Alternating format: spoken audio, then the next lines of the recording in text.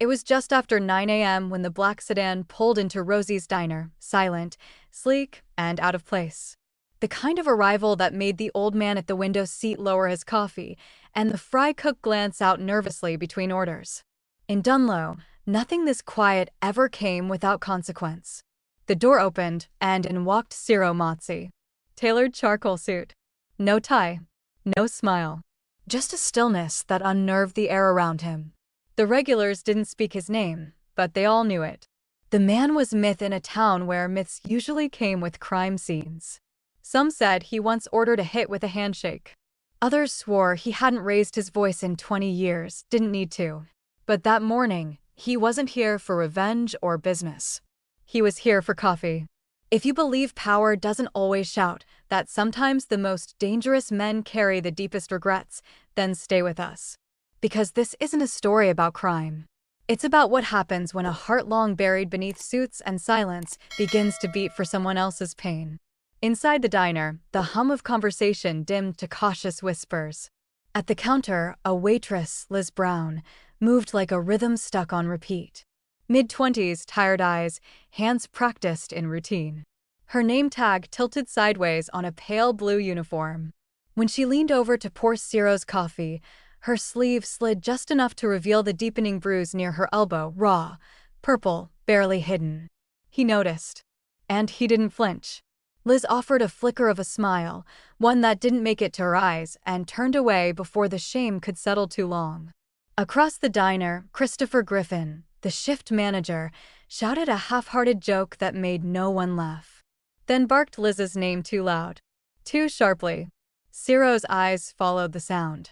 And stayed there. He didn't know her. But he knew the look in her shoulders. He knew the lie she was living. It stirred something in him. Not rage. Not pity. Memory. Years ago, he'd buried the guilt of someone he couldn't save. A sister. A scar. A silence he carried with polished shoes and clipped orders. But now, here she was, this stranger with a bruise and a bowed head, dragging his regrets back into the light. He sat quietly, sipping bitter coffee as the weight of that morning settled into something harder than caffeine. Before we continue, like this video and comment where you're watching from. Your support helps us bring more exciting stories that you won't want to miss. The diner quieted as the morning rush thinned, leaving only the soft clinking of forks and the occasional scrape of a chair against the linoleum floor. Ciro Mazzi sat still, his untouched coffee growing cold before him, his gaze tracing the small, silent movements of the waitress who had somehow unsettled him. Liz Brown moved like a ghost, efficient, invisible, always where she needed to be but never where anyone noticed. Her voice was polite, almost too polite, the kind that folded itself smaller with every sentence. And yet, behind that weary courtesy, Ciro caught the rhythm of something else, fear masquerading as routine. He had seen that kind of fear before, not in boardrooms or back alleys, but in the quiet corners of homes where the walls learned to keep secrets. Fear had a language, the stiffness in her shoulders when a man raised his voice, the way her eyes darted toward the kitchen door before returning to her tray, the small apology she whispered to no one every time she dropped a spoon. Ciro didn't need to hear a story to understand it. He could read it in the way her fingers trembled when Christopher Griffin walked by. The man had a presence that was all wrong, not loud, not vulgar, just invasive. Christopher barked another order, something about an overdue stock list, his tone sharp enough to cut. Liz murmured a reply, soft and careful, and disappeared into the kitchen. Ciro's jaw flexed once, barely visible beneath his calm. He had dealt with men like Christopher before, the ones who believed that power meant keeping someone smaller than them afraid. They were the kind who never learned that control built on fear was only borrowed, never earned. He kept his eyes on the kitchen door, long after Liz had vanished through it. Around him, the diner's patrons pretended not to notice.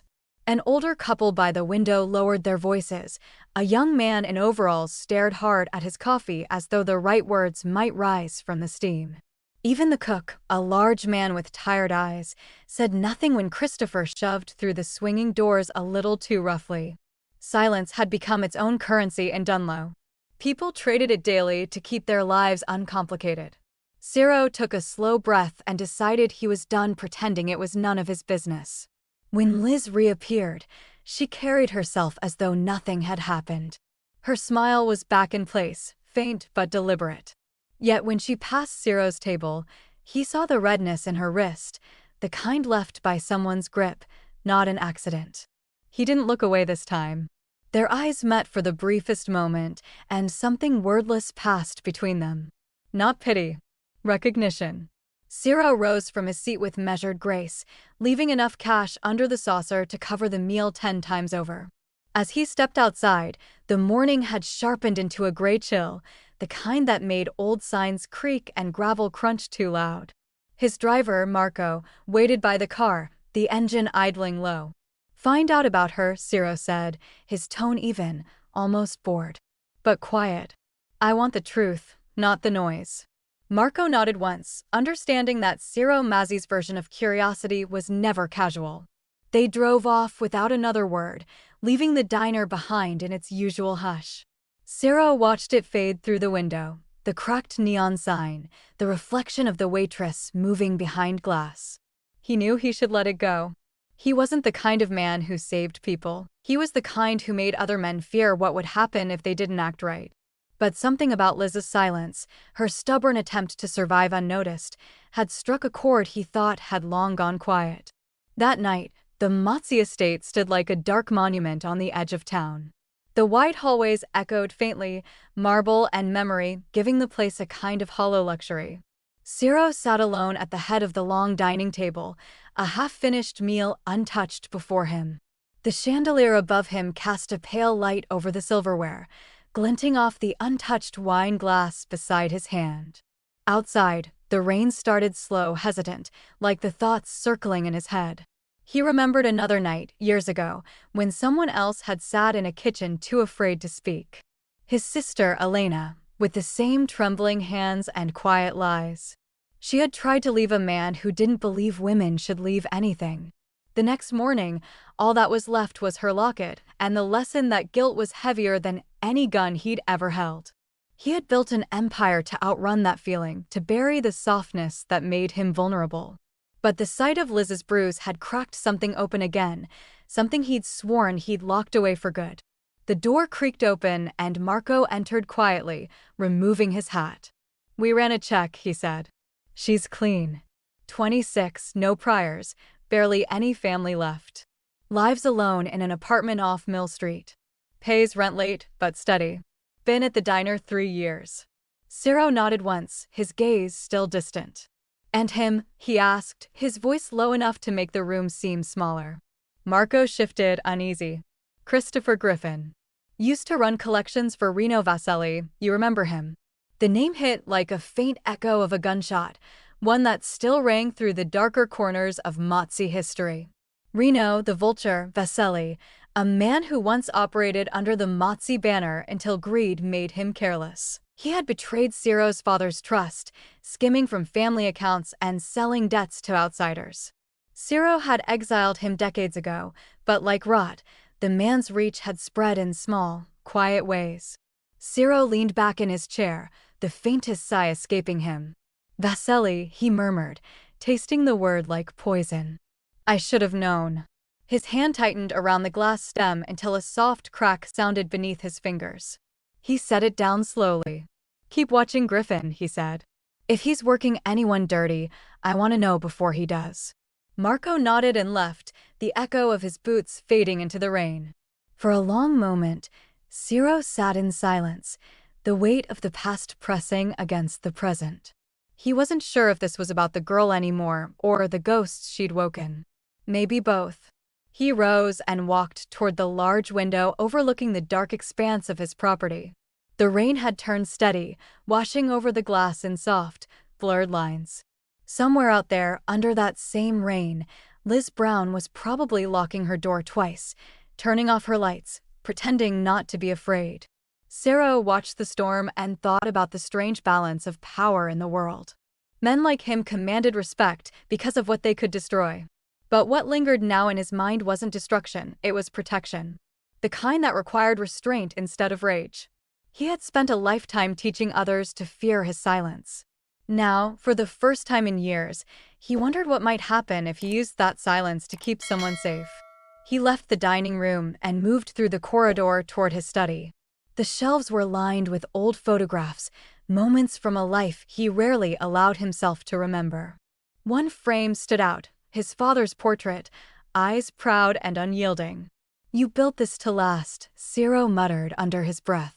"But you never told me how to make it clean." His reflection stared back at him from the glass, older now, heavier, but still searching for the man he pretended to be. The fire in the study burned low as he poured himself a drink and sat down at the desk.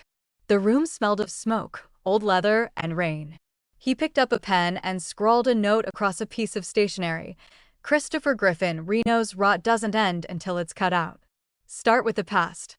He folded it neatly, sealing it with the family crest, and left it on the corner of the desk for Marco. He didn't need to explain the rest. His men would know what to do.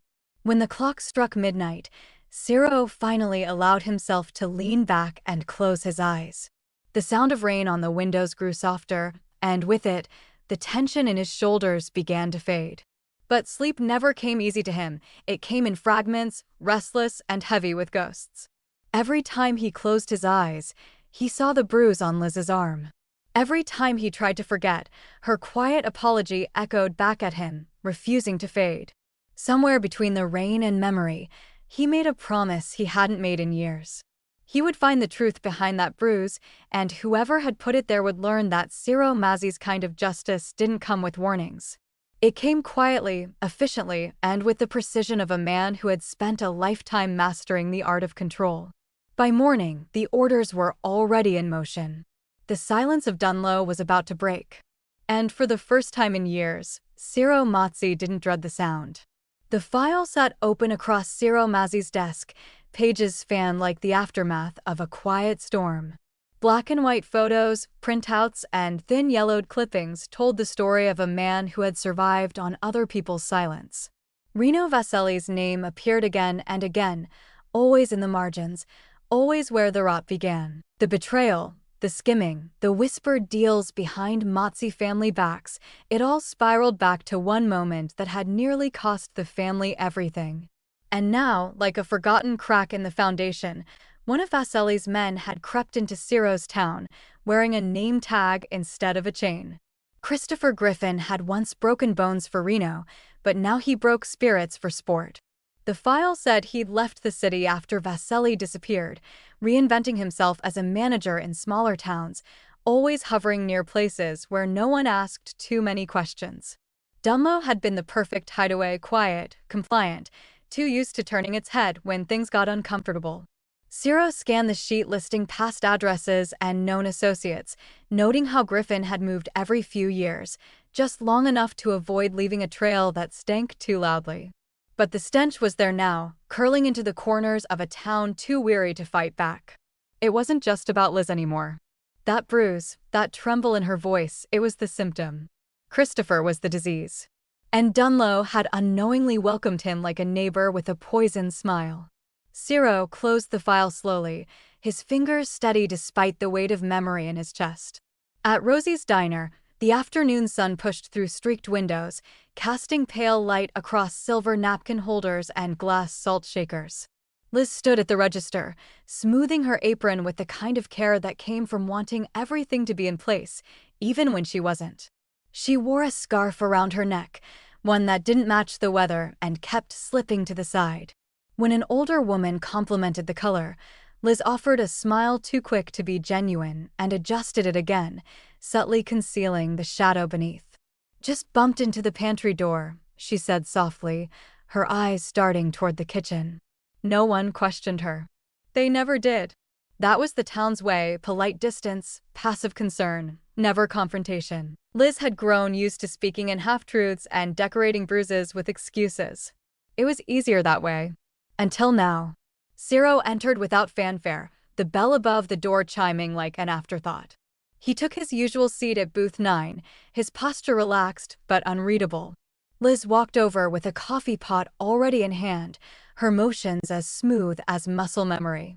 "Good afternoon, Mr. Mazzi," she said, not quite looking him in the eye. He nodded once, quietly watching as she poured. She set the cup down and turned to leave, but Ciro's voice stopped her. "The color doesn't suit you," he said evenly, eyes flicking to the scarf. Liz froze. Just for a second. Then she forced a polite laugh and said, "Guess I've never had a good sense of fashion." But her hand went instinctively to the fabric, tugging it higher. Ciro didn't press further. He simply opened the small leather notebook on the table and began scribbling in neat, deliberate strokes. The rest of the visit was uneventful, quiet glances, passing tension, the occasional rattle of dishes from the kitchen.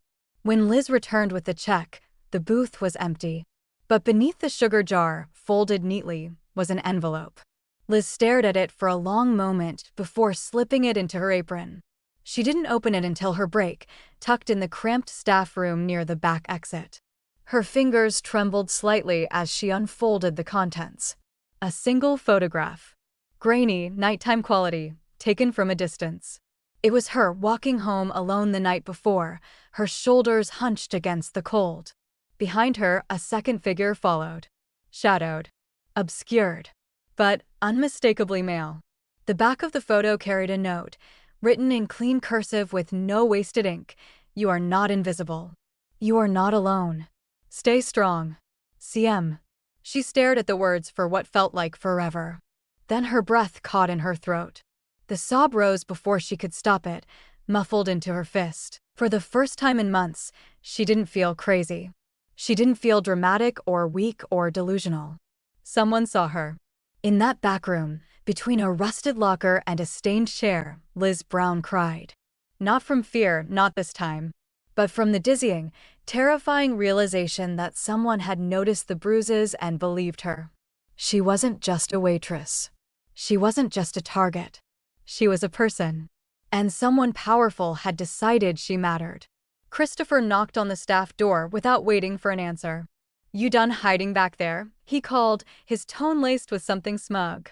Liz straightened, wiped her eyes quickly, and stuffed the envelope deep into her coat pocket. "Coming," she replied, voice steadier than he expected. She opened the door, chin lifted just slightly higher than before. The next hour passed in a blur of orders and half-heard conversations. But Ciro's note stayed heavy in her apron, like a secret weapon she didn't yet know how to wield. She didn't understand why he cared. But she didn't need to. Not yet. All she knew was that someone had seen the truth, and now she couldn't unsee it herself. That night, Ciro sat in his study beneath the soft amber glow of a desk lamp. The fire burned low. A storm brewed outside, low thunder echoing like distant drums. He poured a drink, but didn't touch it, his mind circling the image of Liz's hands shaking around that envelope. He imagined what it cost her just to keep breathing in that place. Marco entered quietly, holding another folder. "We found something else," he said, placing it on the desk. Ciro opened it without a word. Inside was a rental agreement, signed under a false name, one Christopher Griffin had used years ago to rent storage space outside Trenton. The site had been listed under a now-defunct Vasselli shell company. Reno's influence had never really disappeared. It had just gone underground. And now, one of his last rats was nesting in Ciro's town, abusing women, hiding in plain sight, and thinking no one would notice. Ciro closed the folder and said, "Start tracking the payments. If there's a line that still connects to Reno's money, I want it severed." His voice was steady, but the air around him had shifted, colder, sharper. Marco hesitated. "You're doing more than cleaning up loose ends, aren't you?" Ciro didn't answer. He just stared out the rain-drenched window, watching the night take shape. He wasn't fixing a business problem anymore. He was correcting a wound, one that had festered in silence too long. Back in her apartment, Liz sat on her couch with the photo in one hand and her phone in the other. She thought about calling someone. A friend. A shelter. The police. But none of them had ever helped before. None of them had ever left a message like this. So instead, she lit a candle on the table, took a shaky breath, and let the silence fill the room. It no longer felt like loneliness. It felt like waiting for something. Or someone. For the first time in a long time, she felt like maybe, just maybe, someone was already on their way. Have you ever seen something wrong, something quiet, something hidden, and stayed silent because it wasn't your place? What would it take for you to finally speak up? If this story made you pause, made you feel something, leave a comment below. You never know who needs to hear that they're not invisible. The apartment smelled like lemon cleaner and something older, dust, maybe, or memory. Liz Brown stood at the edge of her couch, folding laundry and practiced quiet motions. The television murmured in the background, but she wasn't listening. Her eyes flickered toward the envelope, still tucked beneath the corner of the lamp, the one she hadn't thrown away. The one with Ciro Mazzi's handwriting, "You are not invisible. You are not alone." Her hand hovered over it for a moment before she reached for another shirt. It was easier to keep moving. When she stood still too long, the past slipped in through the cracks, uninvited, unwelcome, but familiar. It always started with the same memory, 17 years old, acceptance letter in hand, heart full of hope. She was going to be a nurse, she had told herself. She was going to matter. That dream had lasted exactly 2 months. Her father left without a word, leaving behind a trailer with 2 months back rent and a mother who didn't remember where she kept her pills. Liz had taken 2 jobs and still couldn't cover tuition. She deferred, then withdrew, telling herself it was only temporary. The last time she held that acceptance letter, it had coffee stains on the corner and a tear she didn't remember making. Christopher Griffin came into her life not long after. He'd walked into the cafe she worked at part-time, ordered something black and bitter, and left a tip that made her blink twice. When he came back a week later, he said the diner down the road was hiring and he could put in a word. "Nice place," he said. "Good hours. Better pay. You look like someone who deserves a break." Liz remembered how she'd smiled then, stupidly grateful. At first, he'd been kind, never too kind, just enough to feel like he noticed her. He'd fix the schedule when she needed to run errands for her mother. He'd cover for her when she was sick. When other waitresses made mistakes, he laughed it off. She'd thought she was lucky. But kindness, she would later learn, was just another form of bait. It began with, "Don't forget who got you this job." Then it turned into, "You're not pulling your weight lately." Soon it became warnings disguised as compliments. "You're good, Liz, but good only gets you so far without loyalty." When she flinched at his tone, he'd soften and say she misunderstood. But each week, something shifted, a new rule, a new dig, a new demand. The job she once saw as a gift became a chain. Christopher controlled her hours. He threatened to cut her shifts if she didn't stay late. He told other staff she was unstable, prone to drama, unpredictable. She started hearing whispers. When a customer complained about an order she hadn't taken, he made sure the apology came from her mouth. And when she cried in the break room, he said tears were manipulative and warned her to grow up. The worst part wasn't the threats. It was how much of it she accepted. It was how she started telling herself that maybe he was right, that maybe she was lucky to have anything at all. That the bruise on her shoulder was her fault for bumping into him. That the hours were cut because she wasn't cheerful enough. Fear didn't scream in her ear. It whispered in her own voice. Now, even with the photo and the note in her pocket, Liz hesitated. She'd typed up a resignation letter 3 times and deleted it each time. Christopher had warned her, "You quit, and I'll make sure every employer hears about what you did at your last job." She didn't even know what you did meant. But it didn't matter. Fear didn't need truth to be effective. Elsewhere in Dunlow, 2 Mazzi men sat in an unmarked sedan, parked across from a warehouse that hadn't seen business in years. The siding was rusted, the windows dark, the gravel lot cracked and eaten by weeds. But the black SUV that pulled in every Wednesday told a different story. Marco lifted his camera and zoomed in on the driver. "That's him," he said. "Christopher Griffin. Right on time." The passenger beside Marco made a note in a small ledger, his expression unreadable. "Same plates. Same time. Same pattern." He looked toward the warehouse. "You recognize it?" Marco nodded grimly. "Used to be a Vasselli front. Back when Reno ran collections out of town. My guess? Someone forgot to shut the lights off." Inside, Christopher stepped into the dusty hallway and made his way past broken crates and a hanging tarp. He checked his phone, typed a message, then moved toward a padlocked back room. He didn't know he was being watched. He didn't know Mazzi's eyes were already 6 steps ahead. But he would. Soon. That night, Ciro reviewed the footage in silence. The glow from the monitor flickered across his face as he watched Christopher enter and exit the warehouse with the precision of a man with something to hide. His drink sat untouched beside him, and his fingertips tapped lightly on the armrest. "What's inside?" he asked quietly. "Still working on that," Marco replied. "Could be storage. Could be a drop. Could be nothing." Ciro's eyes narrowed. "It's not nothing." He leaned back, exhaling slowly. "Fear needs a house to live in. He's building his." He turned to Marco, voice low. "Make sure we know every room before I tear it down." Back at the diner, Liz dropped a plate when Christopher yelled her name across the kitchen. The crash echoed, followed by silence, then a small, nervous chuckle from the other cook. Liz bent to pick up the pieces, hands shaking. Christopher stood over her, arms crossed. "You cost me money today," he said. "I hope you're planning to make it up." She didn't answer. She just nodded, afraid of what might happen if she said the wrong thing, or anything at all. As she swept the shards into a dustpan, she thought of the photograph again. Of the figure behind her. Of the words.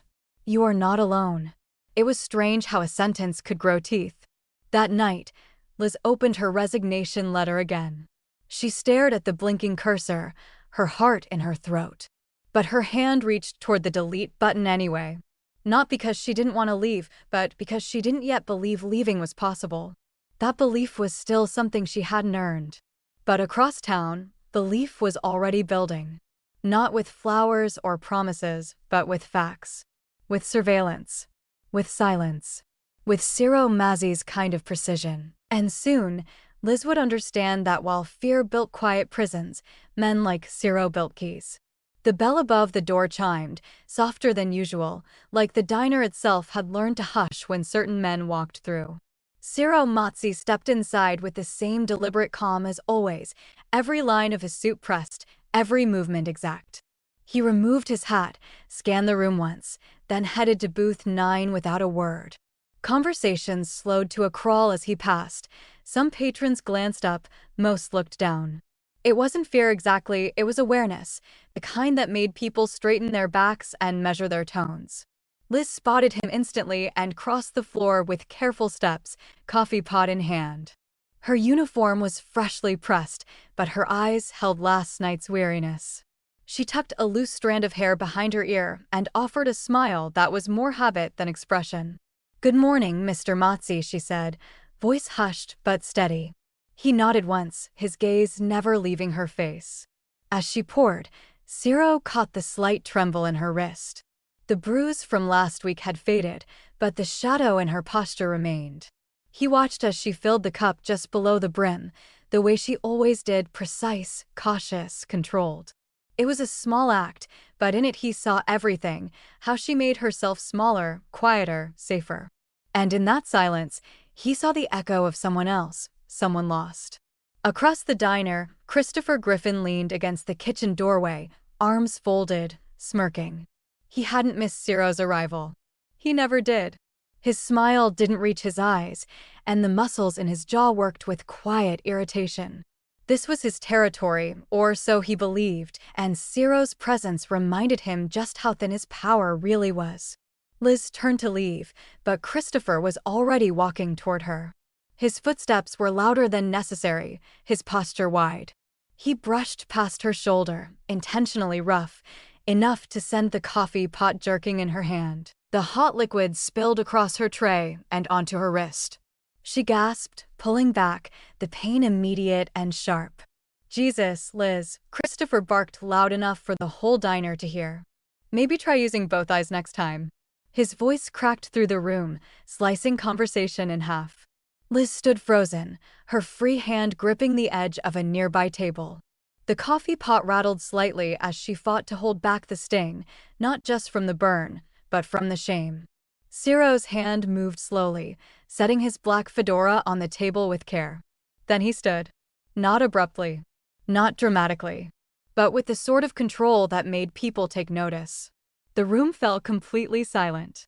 He looked at Christopher and said, "A man who hits what can't hit back, that's not strength." He paused, voice even. "That's fear in disguise." The words didn't rise. They settled like lead. Christopher let out a strained laugh, glancing around as if expecting someone to join in. No one did. Even the cook peeking through the kitchen door disappeared. Liz stood off to the side, wide-eyed, a red mark blooming along her wrist. Christopher squared his shoulders, trying to recover his swagger. "Look, I didn't," he began, but Ciro raised one finger. Just one. And Christopher stopped talking. The tension throbbed in the silence like a second heartbeat. Ciro stepped forward, not close enough to threaten, but near enough that every inch of the room felt it. "You think you're in charge because no one's corrected you yet," he said, low and cold. "But that changes now." Christopher took a small step back. "I don't want trouble," he muttered, but his tone was paper-thin. Ciro didn't answer. He turned instead to Liz, looking her straight in the eyes. "You okay?" She hesitated, then nodded once. Her voice barely above a whisper. "I will be." Ciro nodded. "That's enough for now." He returned to his booth, slow and deliberate, as if the scene hadn't just sliced open the air like a knife. Liz moved behind the counter, holding a damp cloth to her wrist, her breath short and uneven. Christopher lingered for a few more seconds before slinking back toward the kitchen, his hands now trembling at his sides. After Ciro finished his meal in silence, he left cash on the table, more than enough. He placed the hat back on his head and made his way out, not bothering to look back. The bell over the door rang again as he stepped into the cold morning air. Marco waited beside the black car, engine idling. Ciro didn't speak for several seconds. Finally, he murmured, "He's going to break." He opened the car door, paused, then added, "We'll be there when he does." Inside the diner, the tension slowly began to unravel, like a taut thread released. Conversation resumed in cautious tones. Some eyes flicked toward Liz, others to the kitchen. But no one spoke about what had just happened, not directly. In Dunlow, change didn't come loudly. It came like thunder you heard before you ever saw the storm. That afternoon, Liz stood in the break room, staring at her wrist. It was red and tender, but not blistered. She didn't cry. Not this time. Because for the first time in years, someone had stood between her and the man who made her small. And the man who had done it wasn't wearing a badge. He was wearing a suit. Have you ever witnessed a moment where someone used calm to challenge cruelty? What did that kind of quiet strength mean to you? If you've ever seen kindness dressed in strength, share your thoughts in the comments. Your voice might remind someone they're not alone. The night air carried the kind of quiet that didn't feel safe. Liz Brown walked home with her hands deep in her coat pockets, her breath clouding in front of her like ghostly confessions. The streets of Dunlow were nearly empty, just flickering streetlights and the sound of gravel under her shoes. She kept glancing over her shoulder, the memory of Christopher's voice still clinging to her skin like smoke. Each corner she turned brought no one, but her heart didn't believe it. Her apartment building was an old 3-story relic with more peeling paint than tenants. She climbed the stairs, each creak echoing like a warning. But as she reached her door, she froze. Something pale glinted against the dark wood, a small white envelope, taped neatly beside the handle. For a moment, she simply stared at it, her pulse loud in her ears. She peeled it off slowly, looking down both ends of the hallway before slipping inside. Locking the door behind her, Liz sat on the edge of the couch and turned the envelope over in her hands. No return address. No markings. Just the same expensive paper as before. With a shaky breath, she tore it open and unfolded the note. The handwriting was the same, clean, deliberate, impossible to mistake. The ones who protect are already watching. You don't need permission to leave. Liz read it again. And again. The words sat heavy in her hands, but not the way threats did. They didn't sting, they steadied. She sank back into the couch, the silence around her suddenly different. For the first time, it didn't feel empty. It felt like someone had drawn a line in the dust and told her she could step over it whenever she was ready. She didn't sleep that night, but she didn't cry either. When morning came, she brewed coffee in a chipped mug and watched the sunrise stain her window gold. The note lay on the table beside her, folded neatly, the ink glinting faintly in the light. At 7:30, she opened her laptop and searched jobs near Dunlow. Her fingers hesitated over the keyboard, then moved with a certainty she hadn't felt in months. By noon, she had filled out 3 applications. By evening, one had called her back. It was a small bakery on the other side of town, quiet, family-run, known for bread that smelled like warmth and safety. When the owner's gentle voice said, "Can you come in tomorrow morning?"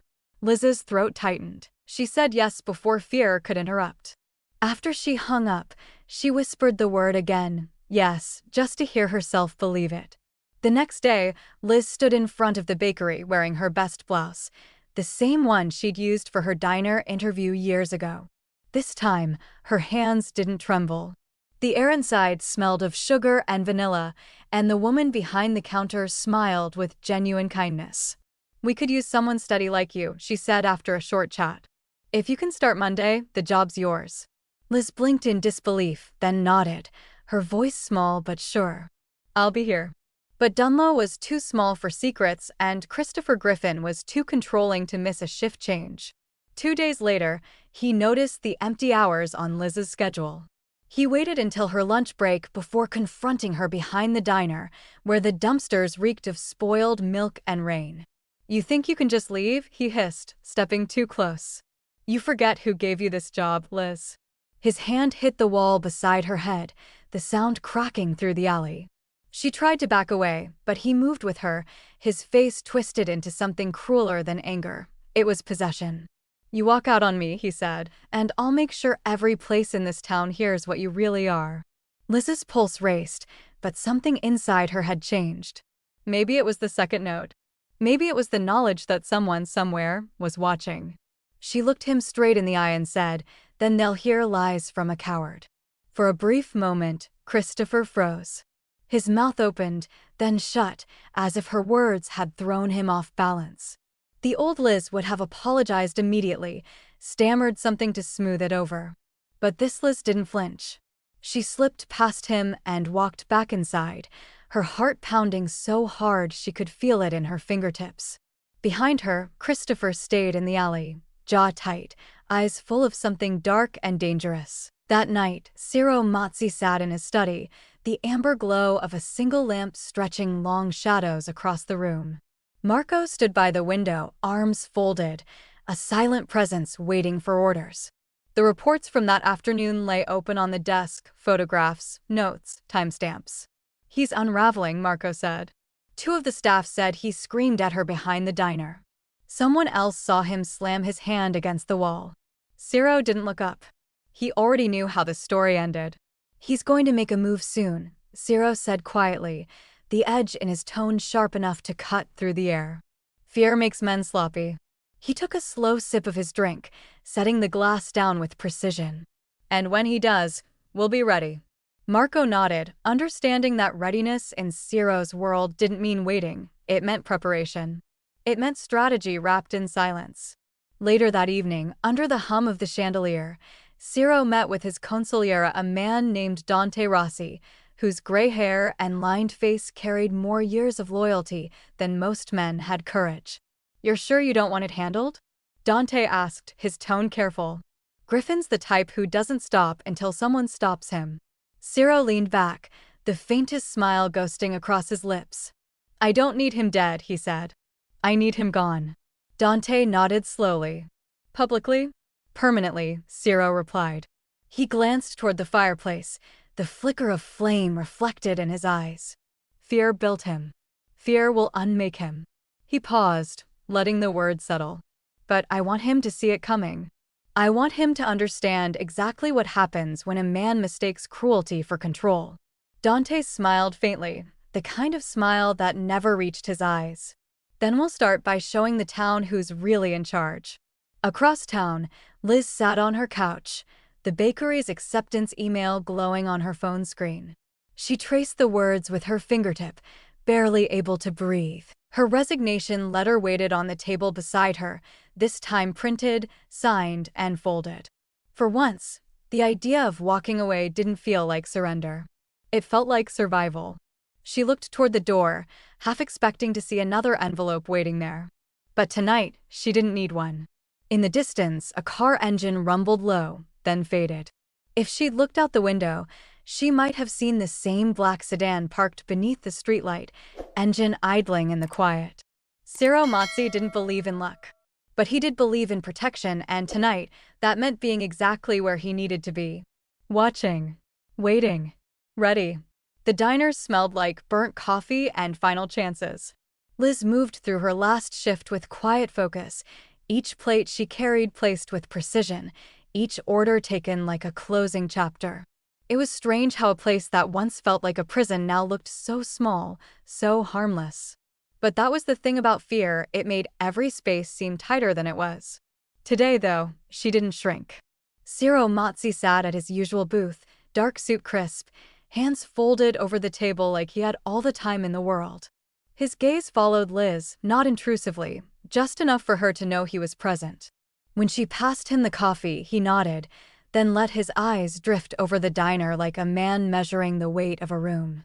A few regulars watched him from behind newspapers, pretending not to. But no one missed the way silence moved differently when he was around. Christopher hadn't shown up for the first half of her shift, and Liz had dared to think he might not come at all. She even let herself feel lighter, almost free. But as the clock neared closing, the hairs on the back of her neck rose, and the air grew heavier. He was close. She could feel it like a storm brewing behind glass. Ciro sipped his coffee, slow and deliberate, as Liz approached with his bill. She laid it gently on the table. "Thank you," she said, voice steady. He didn't look at the receipt. Instead, he pushed it back across the table with 2 fingers. "This one's on me," she added, but Ciro's reply was simple and flat. "Not today." Their eyes met, hers questioning, his unreadable. She gave a small nod and walked away, leaving the untouched bill between them like an unspoken pact. As she moved behind the counter to hang up her apron, the front door opened. Christopher stood there, sunglasses still on despite the fading light outside. His jaw was tight, his hands shoved in his pockets like they were holding back something worse. The bell above the door echoed longer than usual. No one greeted him. Even the cook pretended to be busy wiping down an already clean grill. Christopher scanned the room and locked eyes on Liz. She froze, her heart ticking faster now. Without a word, she grabbed her bag and stepped outside. She didn't run, she wouldn't give him that. But her pace quickened across the parking lot, her fingers already fishing for her keys. Then she heard him. "You think you can just walk away?" His voice was low, but it hit her like a slap. She turned, and he was already there, crossing the pavement faster than she expected. Before she could move, his hand shot out and grabbed her wrist, tight, bruising, familiar. "What did I tell you about quitting on me, Liz?" he growled, voice nearly trembling with rage. "You think you're safe now? That someone like him is gonna protect you." And then he stopped speaking. Because Ciro Mazzi was there. He didn't yell. He didn't push. He didn't pull out a weapon or raise a hand. He simply stepped between them, his frame a wall that turned the parking lot into a courtroom and Christopher into a defendant. His presence alone made the night still. Ciro looked down at Christopher's hand still locked around Liz's wrist. "Let go," he said. Christopher laughed, but it cracked. "What, you gonna throw a punch?" In front of everyone. Ciro leaned in, not close, just enough for the words to land like thunder. "Touch her again," he said, his voice quiet and lethal, "and you won't have fingers left to count your regrets." The words hit harder than any blow. Christopher's grip loosened instantly, his mouth trying to form a comeback that wouldn't arrive. Ciro didn't blink. He didn't need to. Liz stepped back behind Ciro, her wrist red but free. Christopher looked around, only now realizing they weren't alone. 2 elderly patrons stood near the windows, watching. The cook had come outside, towels still in hand. Even the man sweeping the sidewalk across the street had paused, broom midair. The town of Dunlow, for once, didn't pretend not to see. Christopher took a shaky breath and turned away, muttering something no one cared to hear. His steps echoed as he walked off, not rushed, but without direction. A man leaving not just a scene, but a position he'd abused for too long. Ciro turned to Liz, his expression unreadable. "Are you hurt?" he asked. She shook her head, voice caught somewhere between relief and disbelief. "Not anymore." He nodded once. No smile. Just acknowledgement. Then he opened the passenger door of the black sedan parked nearby. "You need a ride?" She hesitated. "I think I want to walk." Ciro accepted that answer the same way he accepted most things, with calm certainty. "Marco will follow behind," he said. "Just until you reach home." She didn't argue. She didn't say thank you, though she wanted to. Instead, she just met his eyes one last time, and then started walking. The sedan rolled out slowly, never too close, headlights dimmed low. The next morning, the story spread faster than coffee refills. He stepped between them. They said she didn't even flinch. Griffin just let go and walked away. For the first time in Dunlow's recent memory, the whispers weren't about the Mafia's reach or Ciro's power. They were about what he didn't do. He didn't make a scene. He didn't raise a hand. He didn't need to. He stood for someone no one else had. And people noticed. Liz returned to the diner that day, not to work, but to sit for a moment at a corner booth before her new job began. The same waitress who'd taken her shifts last week slid a coffee in front of her, no charge. "Place feels different," the girl said. "Safer, maybe?" Liz just smiled and looked toward booth 9. Empty now, but not forgotten. She touched her wrist gently, no pain left, only memory. And a quiet, steel promise inside her. Never again. The street outside Christopher Griffin's house was dark, save for a single flickering porch light. It was nearly midnight, the kind of hour when most of Dunlow slept through their regrets. But tonight, silence didn't mean peace. It meant something was coming. And it wasn't wearing a badge. The black SUV pulled into the far end of the cul-de-sac, headlights off, engine purring low. The men who stepped out moved like shadows, quiet, purposeful, unhurried. No guns. No noise. Just gloves, masks, and the kind of calm that only comes from knowing exactly what must be done. Christopher never heard the door open. The lock didn't need breaking. It had been studied for weeks. He had barely settled into his recliner with a glass of whiskey before they surrounded him. One hand on his shoulder, another at the back of his neck.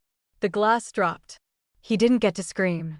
One of them shoved a folded towel between his teeth before the panic could rise. Another wrapped duct tape around his wrists and ankles, fast and tight, then secured him to the chair he'd chosen for comfort. Now it held him like a confession box. His eyes darted between the masked men, fear swallowing his breath. None of them spoke until the last one stepped forward and placed a single sheet of paper in Christopher's lap. The words were handwritten, elegant, and unhurried. "You made a mess. We're here to clean it." When they left 20 minutes later, they hadn't stolen a thing. They hadn't broken a window, hadn't touched the TV. But they had turned the house upside down, files scattered, drawers emptied, photographs sliced neatly in half. Not ruined. Just reordered. As if to say, everything you know is fragile. By morning, Christopher was gone. He resigned from Rosie's diner via a one-line email. No goodbyes. No explanations. The staff arrived to find the office empty and the door to his filing cabinet wide open. Liz received a message from the owner himself that afternoon. Effective immediately, Christopher Griffin is no longer employed. We apologize for previous management. Your final check is ready at the front counter. Liz read the message twice, then turned her phone over on the bakery counter. The sweet smell of rising dough filled the room, warm and grounding.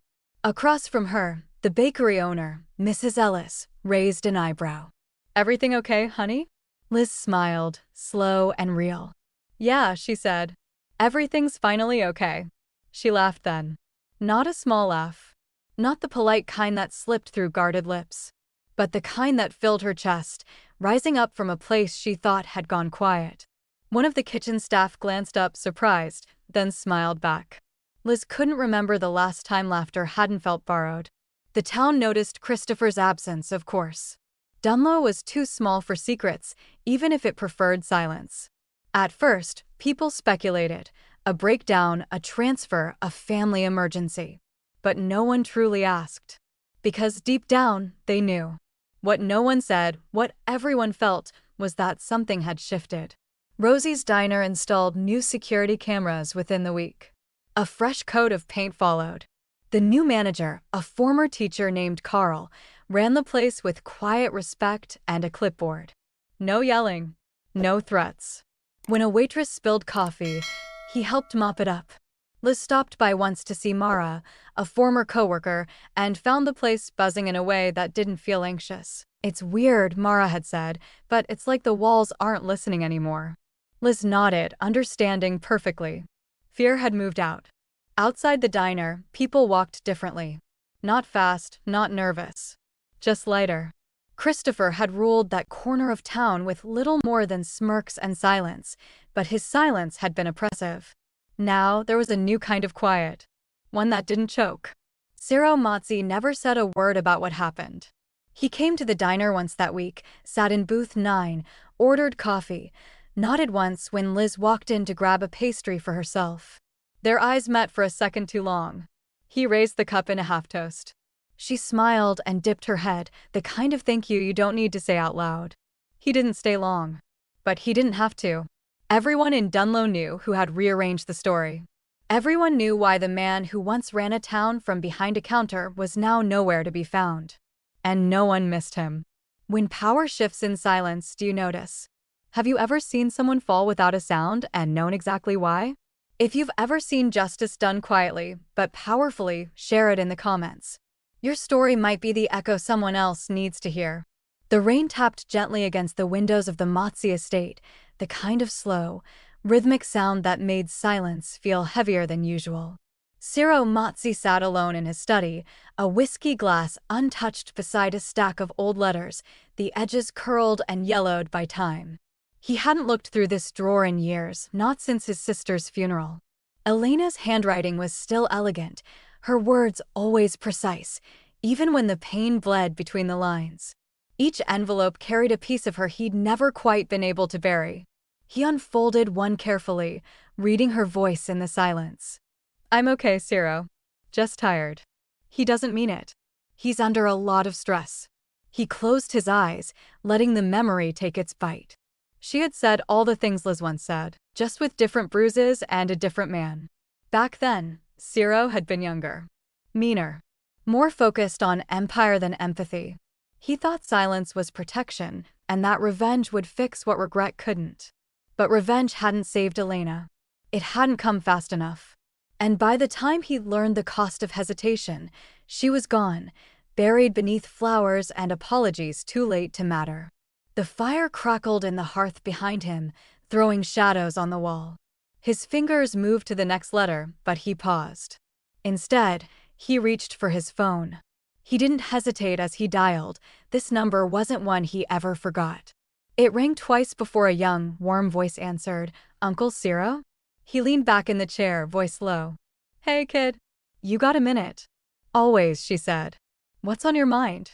Ciro let out a breath that felt older than he was. "I've been thinking about your mom." There was silence on the other end, but not discomfort. Just understanding. "She once told me," he continued, "that the world doesn't remember men like me for kindness. Only for control." He paused, letting the next words land like a confession. "But I think she was wrong." His niece waited, giving him space. "You know," he said softly, "sometimes all it takes is one act to rewrite a name." A soft laugh came through the speaker. "Is that your way of saying you did something good?" He smiled faintly. "Maybe." Later that night, Ciro stood in his private office, looking out the window as the rain blurred the lights beyond the estate. He pressed a button on the intercom. "Marco, get Dante. I want to set up something quiet, but regular." A pause. "For what, boss?" "Women's shelters," Ciro said. "The ones that don't get much press. Local. Underfunded. Understood. And make sure the money doesn't come with our name. Just the help." "Yes, boss." It wasn't redemption. But it was something. 3 days later, Liz arrived at the bakery for her shift, the scent of fresh dough already thick in the air. She tied her apron, her spirits light, her body healing. Each day was getting easier now. The ache was still there, but it no longer consumed her. She was moving forward. Mrs. Ellis waved her over. "Package came for you this morning," she said, pointing to a brown box near the register. "No return address." Liz raised an eyebrow but picked it up carefully. The handwriting on the label was familiar, neat, deliberate, masculine. Her fingers hesitated at the tape. Part of her braced for something unexpected. She peeled it open. Inside was a small velvet box and a folded piece of paper. The note was short. Just 5 words, "Some things deserve to come home." Liz lifted the lid of the velvet box slowly.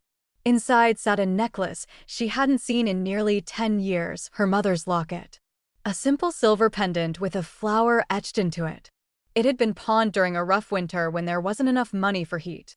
Liz remembered crying the day it was sold, remembered how her mother tried to make it seem like nothing. Her throat tightened. She looked at the note again, the weight of it all pressing into her hands. Ciro Mazzi had found something the world forgot and given it back without needing credit. She didn't know how he'd found it. She didn't ask. But she smiled. A small, private smile. One that said, "I see you too." That afternoon, Liz stepped outside during her break. The sky was soft gray, the kind that felt like it would break open any minute. She touched the locket resting against her collarbone and looked toward the horizon.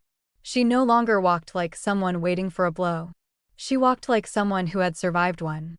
It started with a bell above the door. Same time. Same sound. Every Thursday, without fail, Ciro Mazzi would walk into Rosie's diner just past 9 in the morning, the rhythm of his steps as dependable as the smell of fresh coffee and warm toast. He never rushed. He never lingered. But his presence filled the place like gravity. He always chose booth 9. No one else ever sat there anymore, not because there was a rule, but because everyone understood. That booth belonged to something bigger than habit. It had become a part of the diner's new architecture, like the worn floor tiles or the sun-dulled menus. A piece of quiet history, still unfolding in the simplest of ways. Liz Brown would greet him with a smile, real this time, not borrowed. Her apron sat neatly on her waist, her steps confident, no longer apologetic. She poured his coffee exactly the way he liked it, no cream, no sugar, just strong and black. "Morning, Mr. Mazzi," she'd say softly, and he'd nod in reply, tipping his head with that same restrained grace. There were no unnecessary words between them, no need to unpack what they both already knew. Her eyes held no shadows now. The bruises were long gone, and the weight behind her smile had been replaced with something quieter but stronger, ownership of her own space. She didn't just serve the tables anymore, she owned every inch of the ground she walked. The other staff followed her lead, new hires, younger faces, women who saw in her a version of the strength they might one day wear themselves. Liz hadn't just survived, she'd become part of the reason others didn't have to live in fear anymore. Ciro would sit with his coffee, sometimes reading the paper, other times simply watching the town pass by through the window. No guards flanked him, no guns beneath his coat. But everyone knew, and that was enough. His silence had become its own kind of oath, unspoken, unwavering, undeniable. The town had changed around them, but not loudly. Fear had drained from the walls like rainwater from a gutter, replaced by cautious trust. Rosie's had been repainted in soft yellows and creams, the booths refurbished with stitched leather instead of torn vinyl. A fresh menu, a new manager, a handful of rules, but none more important than the small plaque that now hung behind the counter. It was tucked just beneath the shelf of mugs, subtle enough to miss unless you knew to look. It read, "Protected." Above it, pinned to the wood with a brass tack, sat the note. The original one.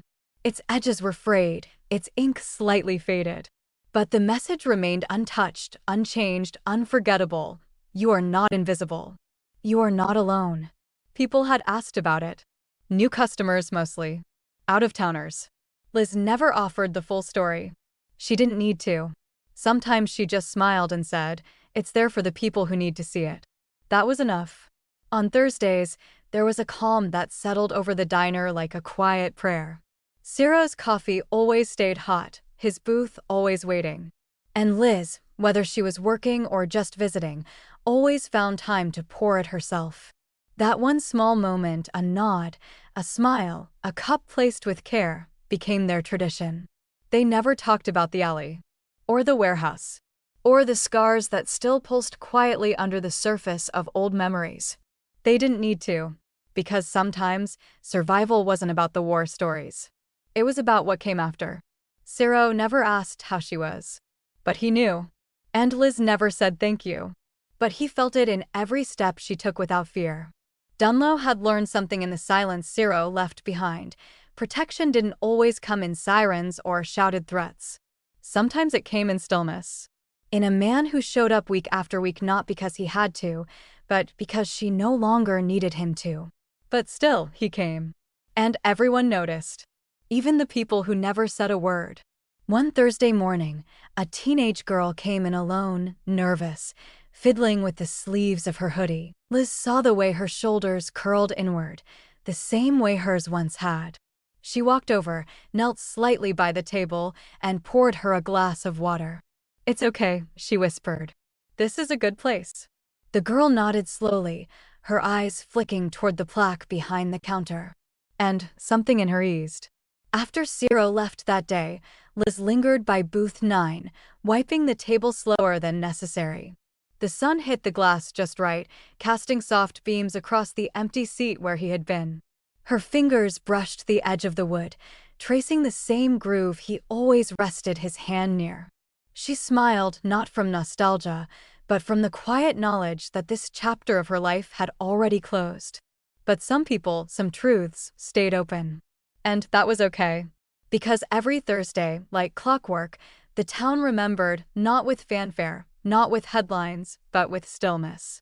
The kind of stillness that said, "We saw what happened. We remember who stood up." And above the counter, the note remained. A little more worn now. A little more sacred.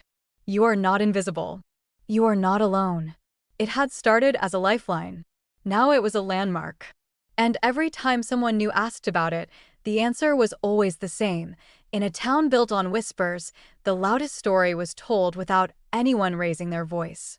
Thank you for listening to this story until the very end. There's another interesting one on your left screen that I think you'll really enjoy.